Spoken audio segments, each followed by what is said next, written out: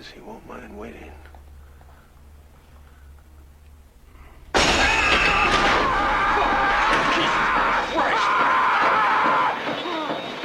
Did we or did we not request a transfer for him this morning?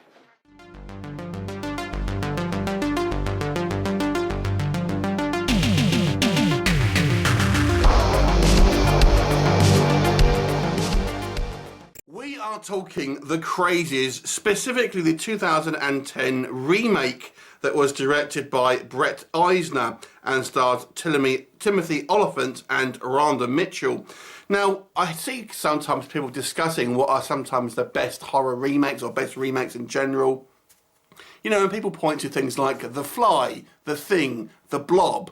But I actually think The Crazies is actually a movie that should be spoken about in such conversations. I actually think this is a pretty damn solid horror movie. Now, in case you are unawares, it focuses on a small American town, and it seems to have been infected by some type of chemical pollutant that was originally designed to be like a biological weapon, and it gets in the town's water supply and sends people, well, crazy into murderous rampages. And the movie focuses really on our Timothy Olyphant's character, who is the local town sheriff, and his wife, who is the kind of the local town doctor, along with a kind of a few peripheral characters as they are trying to escape the town. And it seems the government are intent on covering this up through any means necessary, and you can probably guess what that means.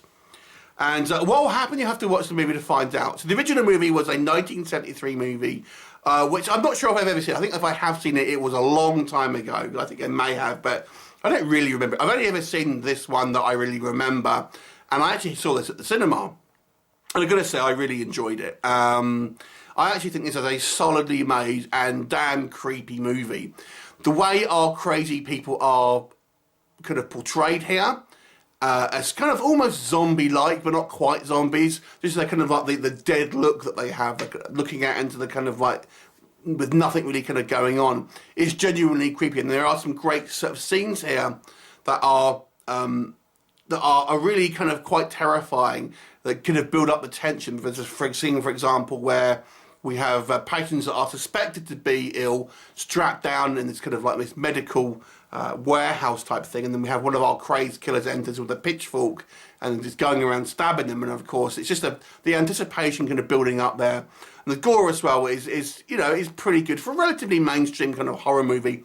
I think the performances are all pretty good here. I think Timothy Olyphant gives in a great performance as this kind of likeable and affable sheriff who is trying to kind of do the best for his kind of community and stuff like that. And I liked his interplay with his kind of partner, who maybe seems a little bit kind of a bit of a hothead. So I kind of enjoyed that. The kind of the government as a really and another threat all on its own is equally as scary as the kind of the crazed people themselves. And the movie has a good production value here. You'll see kind of wide angle shots of the desolation within the kind of the town here, and it all seems to feel very real and kind of like a danger threat, and especially in today's society, filming this in 2020, obviously when we have a pandemic on our hands, and this obviously is, a movie that you can kind of watch and think, ooh, you know, it could be like that or something like that. It gives you the extra kind of creep factor here. Maybe what doesn't work for me with this movie, I've got to say, I actually quite enjoyed this film.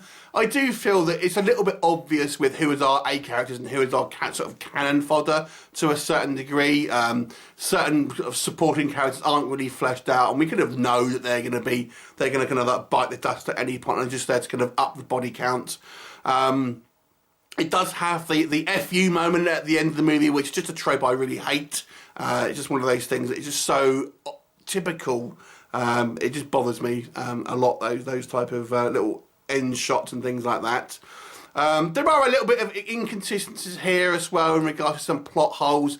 In regards to the military side of stuff, the military here seem to be more than happy, and everyone involved here seems to be, including lots of kind of soldiers and stuff, about killing American civilians.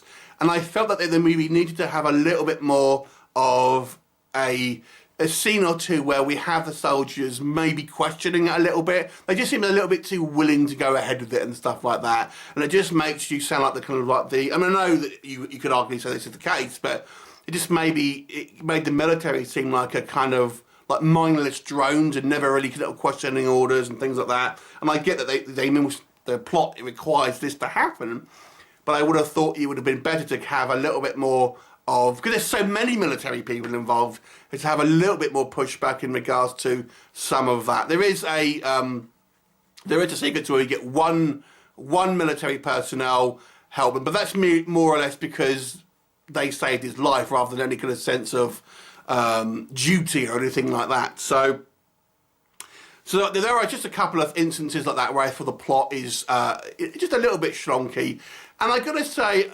the actual the Crazies themselves is a little bit, you kind of a little bit unsure how what's going on there, how kind of like aware of what is going on, because they do seem to be able to operate machinery, sort of work together and stuff like that, but obviously seem so kind of murderous and so kind of out of control. So I do feel there's a little bit of inconsistency with how maybe these crazies, quote unquote, are depicted, or at least we needed to have some more context about maybe how it affects certain people differently to others. Some just seem to be standing there and things like that, but some seem to be very smart and almost like sentient. So you're kind of wondering, you know, is it changing their wants and desires, or can they not control it? Things like this. Again, we're not really given any context as to how these creators kind of operate and things like that. But it's overall, I really, really enjoy this movie. I think it's a solid horror film, and you know, it's quite scary, especially when you consider the Big Brother aspects of it as well. I'm gonna give this one a 7 out of 10. Have you seen it? What did you think of it? Leave me a comment, and I'll look forward to seeing you next time. Bye for now.